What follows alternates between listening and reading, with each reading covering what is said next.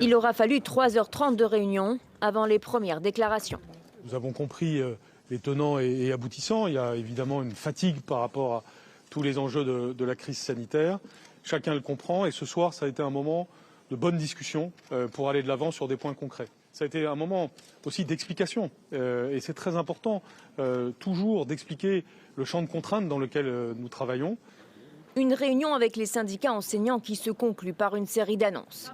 La première est certainement la plus demandée, la mise à disposition de 5 millions de masques FFP2.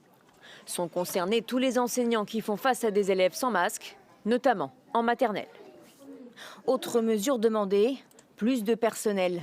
Le gouvernement s'est engagé à recruter 3300 personnes pour remplacer des enseignants souvent à bout. Enfin, les évaluations pour les classes de CP, prévues la semaine prochaine, seront reportées. Pour les syndicats, ces avancées sont un premier pas. Il faut maintenant que les actes suivent. Ces derniers mois, on constate que certaines annonces nationales qui peuvent être intéressantes ne se traduisent pas partout sur l'ensemble du territoire dans la réalité. Donc, des choses qui vont dans le bon sens, mais nous serons vigilants, attentifs. Il a fallu en arriver à une grève unitaire de toutes les organisations syndicales avec la principale fédération de parents d'élèves pour qu'enfin on commence à écouter des revendications que nous portons parfois depuis 1 an et demi.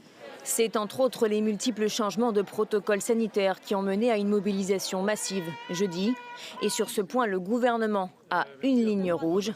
Pas question de fermer une classe lorsqu'un premier cas de Covid est détecté.